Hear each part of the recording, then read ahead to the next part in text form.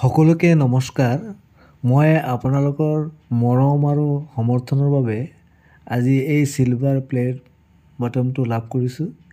এই বাটনটো কেৱল মোৰ নহয়, এইটো আপোনালোকৰ সকলোৰে, মোৰ প্ৰতিটো সদস্যসকলৰ।